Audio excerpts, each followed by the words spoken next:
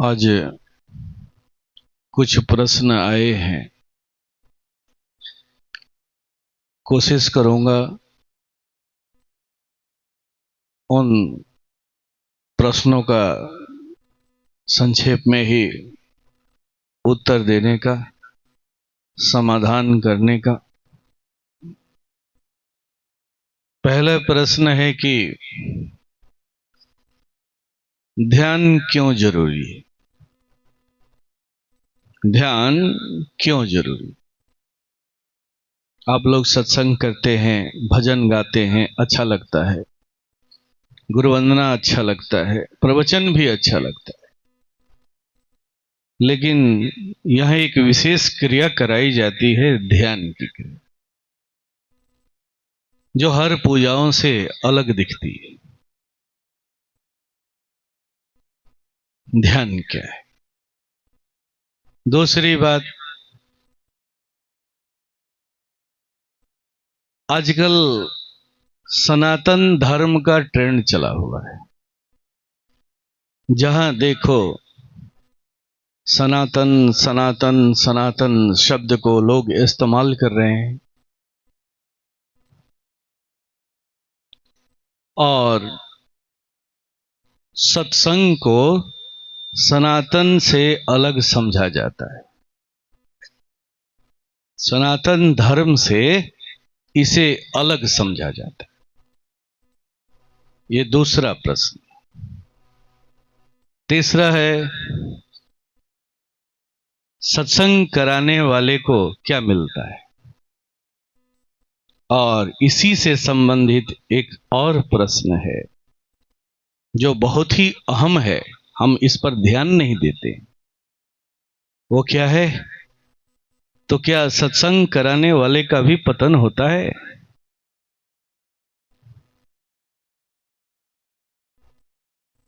ये चार प्रश्न कोशिश करूंगा छोटे छोटे ही रूप में इसका उत्तर देने। पहले चलते हैं ध्यान की ओर।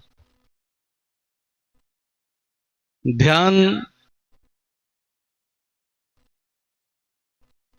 मानव से अलग नहीं है, याद रखिए। ध्यान का मतलब क्या होता है? ध्येय में मिलना, इसे ही ध्यान कहते हैं। हमारा ध्येय कुछ भी हो सकता है, कोई विचार हो सकता है, कोई बिंदु हो सकता है, कोई हमारा इष्ट हो सकता है, हमारे कोई प्रभु हो सकते हैं, हमारे गुरु हो सकते हैं। जो भी हमारा ध्येय है उसमें मिलना, ये ध्यान है। और ध्यान कोई अलग से चीज नहीं है। आप जिस दिन जन्म लेते हैं उसी दिन से आपके जीवन में ध्यान जुड़ जाता है। ऐसा नहीं है कि यहां जो कराया जा रहा है, जो सिखाया जा रहा है, बताया जा रहा है, वो कुछ अलग है। अलग नहीं है, ये वही चीज है जिसे आप भूले हुए हैं, आपको याद दिलाया जा रहा है। ध्यान जिस दिन आप पैदा लेते हैं उसी दिन से आपके जीवन में ध्यान का रोल शुरू हो जाता है। ध्यान से चलना, ध्यान दे करके बैठना, ध्यान दे करके पढ़ना, क्या है? कभी आपने गौर किया है? आप कहते हैं कि पता नहीं इस पूजा में ये लोग आंख बंद करके क्या करते, आपने गौर नहीं किया है। ये चीज आपके व्यवहारिक जीवन से संबंधित है, आप इससे अलग नहीं है।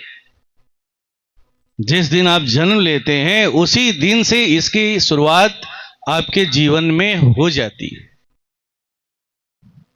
शुरुआत हो। फिर जब थोड़ा सा और बढ़ते हैं, बच्चे से बालपन से थोड़ा और आगे आते हैं, तो ये ध्यान पढ़ाई के द्वारा सिद्ध होने लगता है। पढ़ने से एकाग्रता आती है, मस्तिष्क चार्ज होते हैं। और जब बड़े होते हैं तो विद्यार्थी जीवन में लगभग पढ़ने से, जिम्मेवारियों को निभाने से हमारे मस्तिष्क चार्ज होने लगते, ये ध्यान ही है। और जब कुछ बड़े होते हैं, तब जब हमारे मस्तिष्क में जो सेल है ना, जब थोड़ा सा पुष्ट हो जाते हैं, तो उस सेल को चार्ज करने के लिए विशेष रूप से अलग से ध्यान के प्रविधि की जरूरत पड़ती है, जो अभी हम कर रहे हैं। पढ़ने लिखने से जो हमारे मस्तिष्क के जो सेल जो चार्ज होते हैं, वो 6 से 7%, 8% तक चार्ज होकर के रह जाते। हमारे इस मस्तिष्क में छोटे छोटे छत्तेदार सेल हैं, और पढ़ने लिखने से, जिम्मेवारियों को निभाने से ये 7 से 8%, 6% चार्ज होकर के रह जाते हैं। जिन लोगों का 7%, 8% चार्ज हो जाता है, वो लोग वैज्ञानिक हो जाते हैं, साइंटिस्ट का नाम है। लेकिन अभी भी 90 से 92% आपका जो ब्रेन का जो सेल है ना, ऐसे ही डेड पड़ा रह जाता है, डेड। हमारे परम पूज्य गुरु महाराज साहब अक्सर इस बात को याद दिलाते थे और कहते थे कि आपके मस्तिष्क में जो छत्तेदार छोटे छोटे जो सेल हैं, अगर इसको एक सीध में लंबा कर दिया जाए तो ये 1,00,000 मील तक लंबे हो सकते। अब सोच लीजिए कि जब ये सेल पूरी तरह से चार्ज हो जाते होंगे, तो आपकी स्थिति क्या हो जाएगी। इसी को तो तुलसीदास जी ने कहा है, बिन पग चले सुने बिन काना, कर बिनु कर्म करे विधि नाना, आनन रहित सकल रस भोगी, बिनु बाणी बक्ता बड़जू। पैर नहीं है, लेकिन वो लाखों मील तक चल लेता है, आपकी पहुंच हो जाती। बिन पग चले सुने बिन, कान नहीं है लेकिन लाखों मील के संदेश को वो सुन लेता है, दूर के संदेश समझ लेता है। हाथ पैर नहीं है लेकिन वो सारे कर्म करता है। मुख नहीं है लेकिन वो रस लेता है। तो इस तरह से ये समर्थता आपके अंदर में पैदा हो सकती है, और इसकी संभावना परमात्मा ने आपके अंदर से पूरी तरह से दे करके भेजी है। ऐसा नहीं है कि ये कहीं हाट से, बाजार से खरीद करके ले आना। ये संभावना परमात्मा ने आपको दे करके भेजी है, ये गिफ्ट रूप में दिया है, गिफ्ट रूप। आपको उसे खोलने नहीं आता है, उस पैकेट को खोलने नहीं आता है। इस पैकेट को खोलने के नाम को ही हम ध्यान कहते हैं, उस कला को ही ध्यान कहते। ये जो ध्यान की जो हम लोग क्रिया कर रहे थे, क्या है वो इसी की क्रिया है। कैसे ये सेल आपके और चार्ज होंगे, और चार्ज होंगे, और चार्ज। आप अगर इस क्रिया को करते हैं तो आपकी संभावना वहां तक पहुंच जाने की है, वहीं तक। परम पूज्य गुरु महाराज साहब एक और उदाहरण दिया करते थे कि एक मनुष्य 50 वाट की ऊर्जा में जीता है और मरता है, जबकि उसके अंदर में लाखों करोड़ों वाट ऊर्जा की क्षमता है। ये परमात्मा ने देकर के भेजा है। जो जिस मस्तिष्क की मैं बात कर रहा था, जिन सेलों की मैं बात कर रहा था, उसके अंदर में वहां तक उतने वाटेज ऊर्जा को पैदा करने की संभावना है। लेकिन ये संभावना कब सिद्ध होगी? तो जब हम ध्यान करें।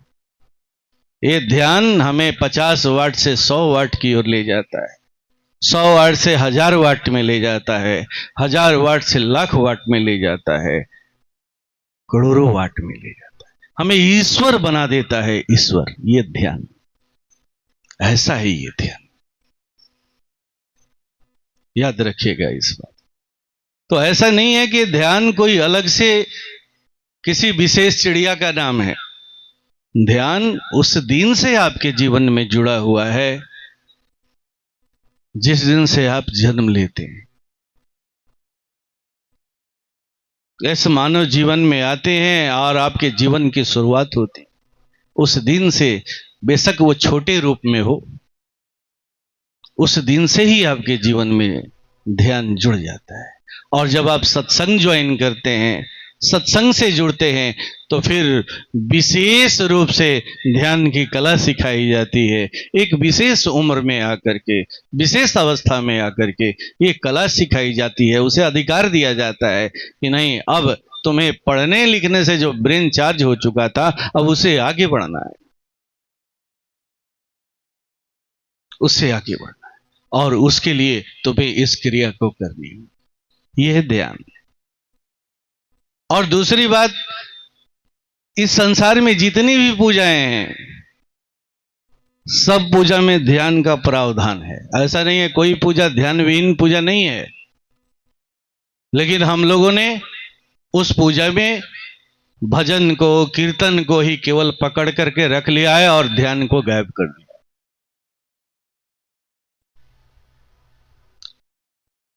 केवल छिलका को पकड़ लिया है और उसके अंदर का जो सत्य है उसको हम लोगों ने छोड़ दिया है। इसलिए ध्यान को लेकर के बहुत सा भ्रम होता है।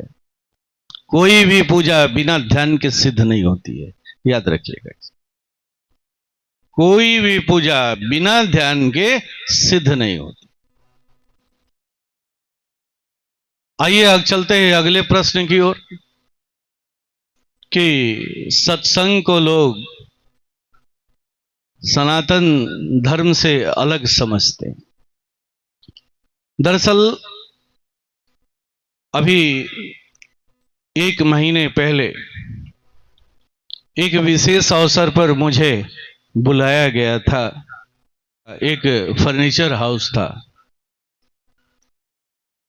जिसका उद्घाटन करना था। उद्घाटन तो पहले ही माताजी ने किया था, उनके कर कमलों द्वारा हुआ था 2 बरस पहले, लेकिन हर साल वो एनिवर्सरी मनाते हैं। तो इस बार माताजी अस्वस्थ थी, मुझे आश्रम के द्वारा भेजा गया, और जब मैं वहां गया तो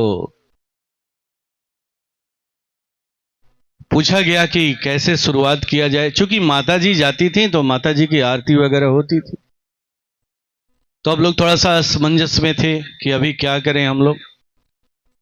तो हमने सुझाव दिया कि मेरी आरती की जरूरत नहीं है, पूज्य गुरु महाराज साहब का जो तस्वीर है उसे आप रखें एक जगह टेबल पर सजा दें, और पहले आप उनकी आरती उतारें और उसके बाद आगे का कार्यक्रम हम लोग करेंगे। ऐसा ही लोगों ने किया, ऐसी ही व्यवस्था की। वहां पर एक बहुत बड़े गेरुआधारी महात्मा जी आए हुए थे। शायद उनके किसी परिवार के गुरु परंपरा से रहे होंगे, वो भी वहां पर बैठे थे। हम और प्रकाश जी थे, कुछ आश्रम से बच्चे भी मेरे साथ गए हुए थे। तो जब मैंने देखा उन्हें गौर से, तो जब हम लोग पूज्य गुरुदेव की आरती कर रहे थे तो उन्हें हजम नहीं हो रहा, चूंकि वो गेरुआधारी थे, हम लोग श्वेत वस्त्रधारी हैं, हम लोग एक गृहस्थ हैं, गृहस्थ है। हमारे परम पूज्य आराध्य वो भी एक गृहस्थ संत रहे, तो वो उपेक्षित नजरों से देख रहे थे। और जब हम लोग आरती करने लगे तो वहां से उठे और जहां एक विशेष कमरा, एसी कमरा ठहरने के लिए दिया गया था, वहां पर जाकर के वो बैठे। हम लोग अपना जो काम करना था किए, उद्घाटन हुआ, 7-8 जगह फीते काटने थे, काटे गए, और फिर हम भी उस कमरे में मुझे ले जाया गया, वहां हम बैठे। इतनी देर में बहुत से नेता लोग भी वहां उपस्थित होने लगे, बहुत बड़े बड़े बिहार के नेता भी वहां आ गए। थोड़ी देर तक मैं बैठा, हमें अच्छा नहीं लग रहा था। मैं वहां से उठा और जहां पर मैं ठहरा हुआ था वहां पर उस ओर निकल पड़ा।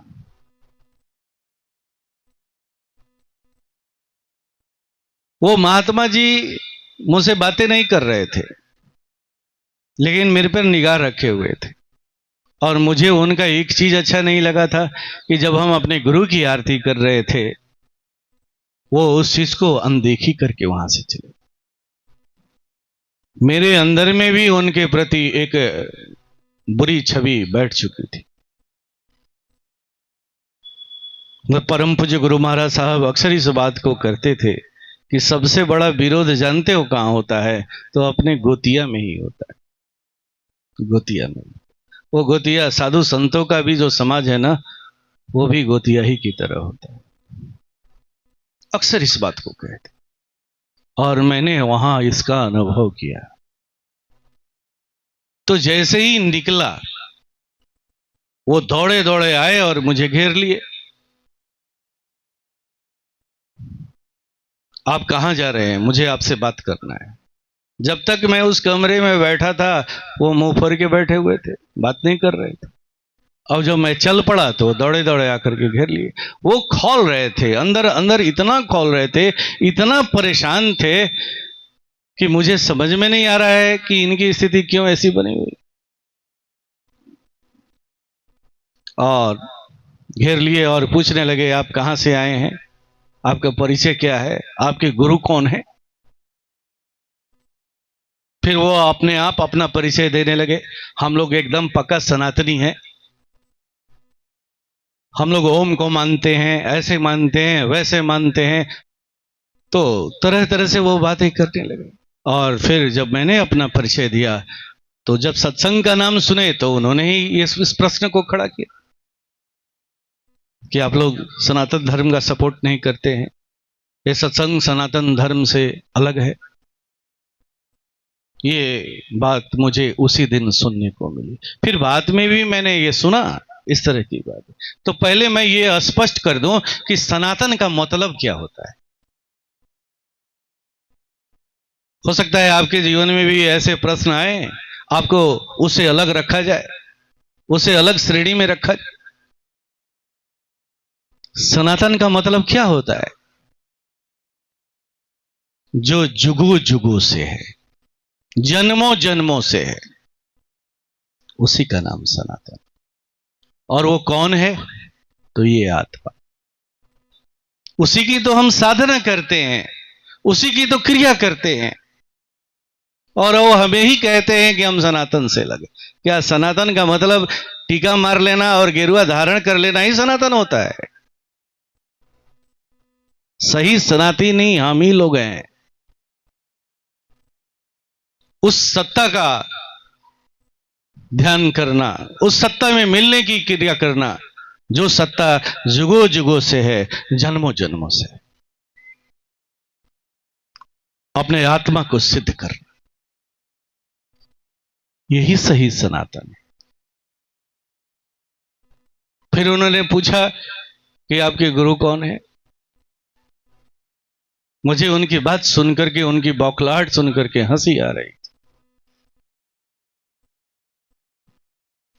मेरा गुरु मेरे माता पिता हैं।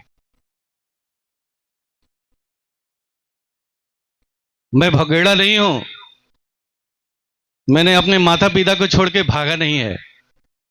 मेरे गुरु मेरे माता पिता हैं। और दुनिया का कौन ऐसा शास्त्र है जो इसको काट देगा? कौन ऐसा शास्त्र है जो इसको नकार देगा, स्वीकार नहीं करेगा? वो चुप हो गए, मौन हो। तो याद रखिएगा, ये सत्संग सनातन से अलग नहीं है। सही सनातनी आप ही लोग हैं। तीसरा प्रश्न है कि सत्संग से मिलता क्या है? आइए इसके लिए हम एक प्रसंग की तरफ चलेंगे, परम पूज्य गुरु महाराज साहब के जीवन से संबंधित प्रसंग।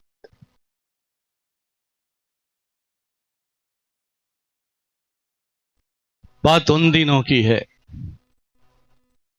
जब परम पूज्य गुरु महाराज साहब अपने गांव पर रहा करते थे और एक दिन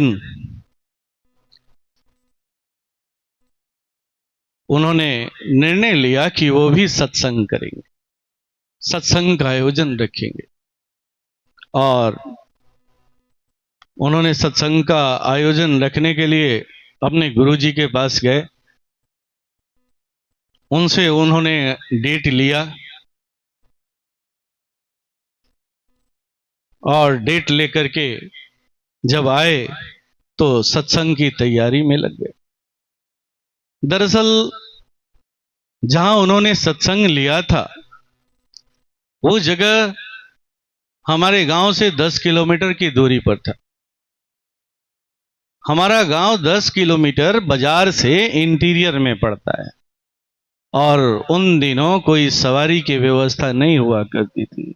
बहुत गिने चुने लोग होते थे जिनके पास ट्रैक्टर हुआ करता था, वरना सारे लोग बैलगाड़ी रखते। ये लगभग 72-73 की बात है। और परम पूज्य गुरु महाराज साहब ने सत्संग का आयोजन करने का निर्णय ले लिया। उस समय गांव में कोई सत्संगी भी परिवार नहीं था।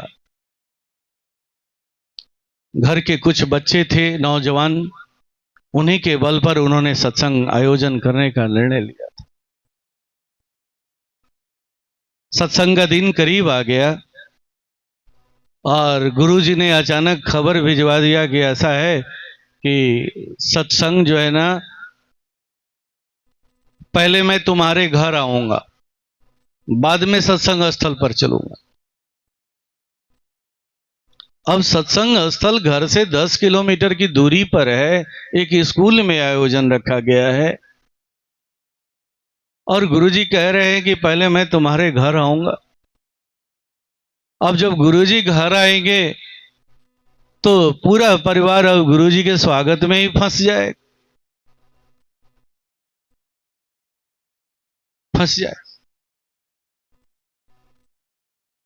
अब ऐसी हालत में अब वहां का देखभाल कौन करेगा, वहां की व्यवस्था कौन करेगा?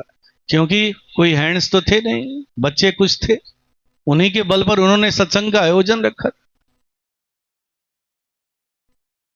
लेकिन गुरुजी की बात थी, उन्होंने स्वीकार कर ली और कहते हैं कि गुरुजी 10 बजे सुजानपुर, जो हमारा गांव है, वहां पर पहुंचे। गुरुजी जब वहां पहुंचे तो घर के सारे बच्चे उनके स्वागत में लग गए। कोई खाना बना रहा है, कोई उनका पैर दबा रहा है। अब गुरुजी आकर के कह दिए कि ऐसा करो, एक सिटिंग का प्रोग्राम भी करेंगे। अब सबको गांव घर में खबर कर दो, गुतिया समाज को खबर कर दो। अब और बात बिगड़ती हुई दिखने लगी। अब क्या करें? अब तो शाम हो जाएगा यहीं पर, फिर कब वहां जाएंगे, कहां कैसे वहां की तैयारी होगी? और सत्संग भी हुआ, संध्या 4 बज गए उस स्कूल पर पहुंचते पहुंचते। जब वहां जाते हैं तो देखते हैं कि न टेंट खड़ा है, न शमियाना लगा हुआ है, न मंच बना है, कुछ भी नहीं बना है। जहां तहां सब कुछ बिखरा पड़ा है। कुछ सत्संगी लोग भी आने शुरू हो गए हैं, तो उन लोगों को एक कमरा देकर के रोक दिया गया, रखने के लिए लोगों को निर्देश दे दिया गया। और गुरु महाराज भोजनालय के लिए कोयला खरीदने के लिए वो बाजार चले। परम पूज्य गुरु महाराज साहब कहते हैं कि जब वो कोयला खरीद रहे थे, वहीं पर एक दुबला पतला व्यक्ति आता है, कहता है कि बाबू मुझे भी कोई काम दोगे? मैं भी सत्संग की सेवा करना चाहता हूं।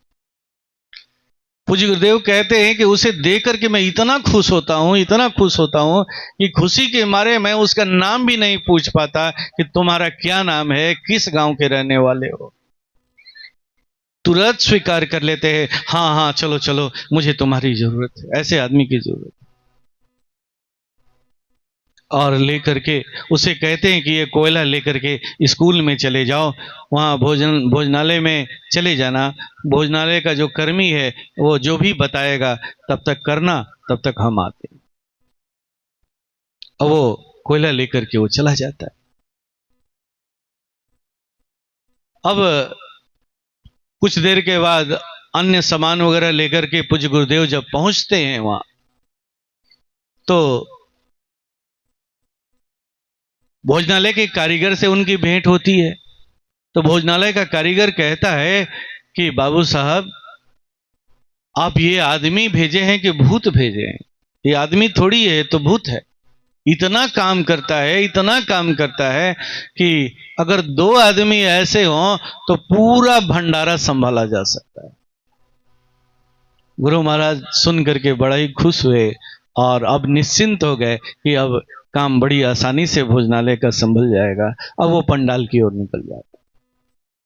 धीरे धीरे पंडाल भी तैयार हो जाता है, मंच भी तैयार हो जाता है, पूजा शुरू हो जाती है।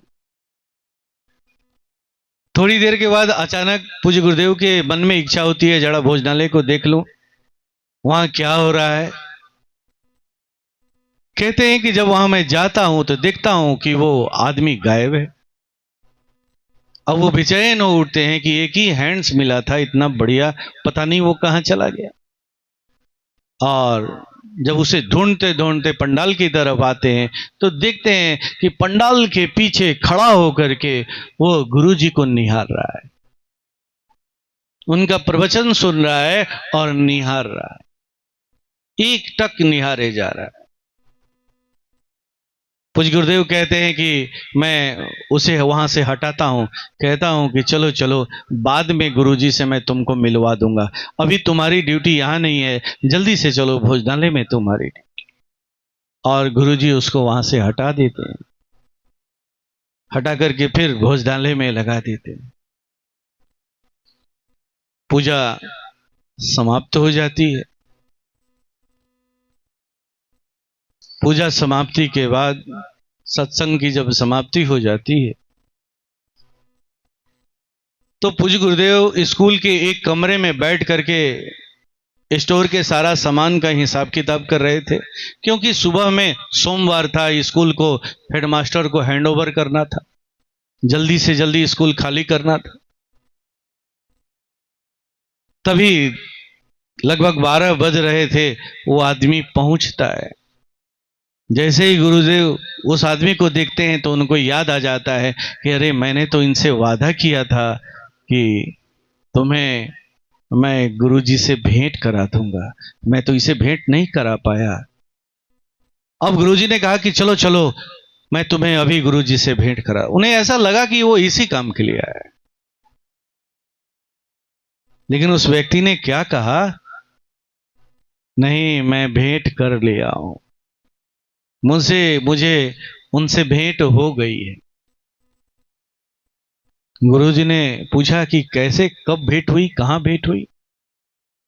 तो व्यक्ति कहने लगा कि जब सत्संग समाप्त हो गया, भोजनालय का काम भी समाप्त हो गया, सारे सत्संगी खाना खा करके चले गए, तो मैं पेट्रोमैक्स बुझाने के लिए वहां गया, तभी वहां पर गुरुजी प्रकट हो गए और इतने विशाल रूप को धारण किए हुए थे, इतने विशाल कि समझ में नहीं आ रहा था, उनका सर जो है ना आकाश से टकरा रहा, और उनके शरीर में कहीं कीर्तन हो रहा था, कहीं ध्यान चल रहा था, कहीं हवन हो रहा था, कहीं पूजा हो रही थी। अद्भुत अद्भुत कार्य। मैं उन्हें देखा तो डर गया। फिर उन्होंने कहा कि डरो मत, आज के बाद तुम्हारा सारा दुख दर्द दूर हो जाएगा, दूर हो जाएगा। परम पूज्य गुरु महाराज साहब सुन करके अवाक थे और कहते हैं कि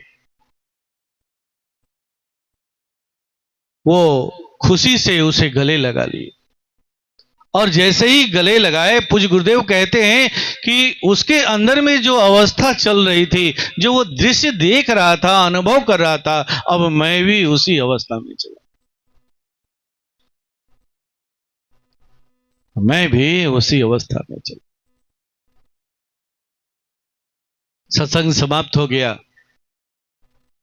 तो उसने कहा कि मैं भी आपके गांव चलूंगा, और गुरुजी के साथ वो सुजानपुर हमारे गांव चला आया। कुछ दिन तक उनके साथ रहा, फिर बाद में पूज्य गुरुदेव नौकरी में चले गए। नौकरी के में जाने के बाद भी अजीब अजीब घटनाएं उसके साथ होती। जब पूज्य गुरुदेव घर आते तो मुश्किल से आधे एक घंटे के बाद वो भी पहुंच जाता। पूछती, अरे तुम कैसे चले आए? तो जी उसने कहा है कि जाओ बाबू साहब आया है, जाओ मिल लो। पूज्य गुरुदेव उसकी बात सुनकर के हैरान हो जाते। कहते हैं कि उसकी फसल, उसकी खेती इतनी अद्भुत हुआ करती थी। खेत तो घर का था नहीं, मनी बटैया लेकर के वो किया करता था, लेकिन अद्भुत हुआ करती थी। पूरे एरिया में जो फसल लगते थे उससे एक बित्ता उसका फसल ऊंचा होता था। इतनी संपन्नता, कार्य कुशलता उसके अंदर में उतर चुकी थी। उसकी एक आदत थी, वो हमेशा ठुनकता था। जब भी बैठता था तो ठुनकते रहता था, कभी रोता था, कभी हंसता था। परम पूज्य गुरु महाराज साहब ने एक बार पूछा कि अच्छा तुम कभी कभी हंसते हो, कभी कभी रोते हो, ऐसा क्यों करते हो? तो उसने कहा कि जब वो हट जाता है ना तो मैं रोने लगता हूं, और जैसे ही रोता हूं ना वो हाजिर हो जाता है, और जब हाजिर होता है तो हंसने लगता हूं। जब भी हमारे यहां ध्यान होता, पूजा होता, तो ध्यान होता तो सभी लोग आंख बंद के ध्यान करते, तो वो आंख खोल करके ध्यान करते। एक दिन पूज्य गुरुदेव ने पूछा कि अरे ये तुम आंख खोल के ध्यान क्यों करते हो? तो हंसते हुए कहता कि वो कहता है ना कि अरे जो लोग मुझे नहीं देखे हैं वो आंख बंद करके ध्यान करते हैं, तो मुझे देख चुका है, तुम्हें वो आंख बंद करने की क्या जरूरत है? पूज्य गुरुदेव पूछते कि वो कैसा दिखता है? तो बताता कि राड़ी के जो भुआ होता है ना सफेद, ठीक वैसे ही नीचे से लेकर आकाश तक केवल वही दिखाई देता है, वही दिखा। ये क्या है? ये है सेवा की उपलब्धि, सत्संग कराने की उपलब्धि, सत्संग में सेवा करने की उपलब्धि। ये आंखों देखी घटना है। ये ऐसा नहीं है कि मैं उस समय होशो हवास में नहीं था। ये उस समय की घटना है जब मैं होशो हवास में था। कुछ गुरुदेव ने बाद में मुझे भी निर्देश दिया कि अपने घर उसे बुला लो, मैं तो बाहर रहता हूं, उसे अपने साथ नहीं ले जा सकता, लेकिन तुम बुला लो। ऐसे जो दिव्य आत्मा की अगर सेवा करोगे तो तुम्हारा जीवन धन्य होगा। और मैंने बुलाया भी, रखा भी, लेकिन उनके बच्चे रहने नहीं दिए। उन्हें अपमान लग रहा था कि मेरे बाबूजी किसी दूसरे के यहां जाकर के रह रहे। फिर आकर के वो लेकर के चले गए, और कुछ ही वर्षों के बाद वो इस दुनिया से विदा हो।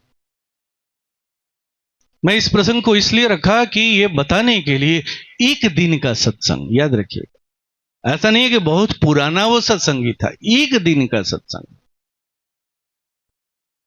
कहां पर उसे लेकर के, बशर्ते कि जिस भाव के साथ, जिस ईमानदारी के साथ वो सत्संग में आया, सत्संग से जुड़ा, उसका फल उसे। यह है सत्संग की उपलब्धि, यह है सत्संग। तीसरी चौथी बात, क्या सत्संग कराने वाले का पतन होता है? हाँ, होता है। कब होता है? मैं कल जब यहां आया तो यहीं के स्थानीय सत्संगी है मुन्ना जी, मेरे पास आकर के बैठे और उन्होंने ही ये प्रश्न उठाया। तो मैं बता दूं कि हाँ, होता है। जब आप सत्संग कराते हैं, बढ़ चढ़ कर खर्च करते हैं, और कल सत्संग समाप्ति के बाद ये कहते चलते हैं कि देखो मैंने ऐसा करके दिखा दिया, ये कर दिया, वो कर दिया, ऐसी अवस्था में आपके सत्संग का जितना भी पुण्य है ना, सब नष्ट हो जाता है, क्षीण हो जाता है। याद रखें, क्षीण हो जाता है, झोली खाली की खाली रह जाती। ये मैं ऐसे नहीं कह रहा, हमारे गुरु ने हमें पहला संदेश, पहली शिक्षा यही दी थी। जब मैं सुजानपुर रहता था, सत्संग का आयोजन बड़ा ही बढ़ चढ़ करके करता था। 2 साल सत्संग हुआ, बड़ा ही नाम फैलने लगा। अरे ये तो ये लोग ऐसे करते हैं, वैसे करते हैं। एक दिन गुरु महाराज ने इसे पकड़ लिया और उन्होंने ही मुझे समझाया कि इस चीज को पचाना सीखो, पचाना। अगर ये पच जाएगा तो जीवन तुम्हारा बदल जाएगा। अगर ये नहीं पचा और इसे प्रकट करने लगे, किसी को दिखाने के लिए अगर आप सत्संग करते हैं, किसी को एहसास कराने के लिए अगर आप सत्संग करते हैं, तो याद रखिएगा ये पतन का भी रास्ता खुलता है, पतन का भी रास्ता। इसलिए सत्संग करना बहुत अच्छी बात है, सत्संग के अनेक फायदे हैं, लेकिन हमें इसे पचाना भी सीखना हो, पचाना भी सीखना।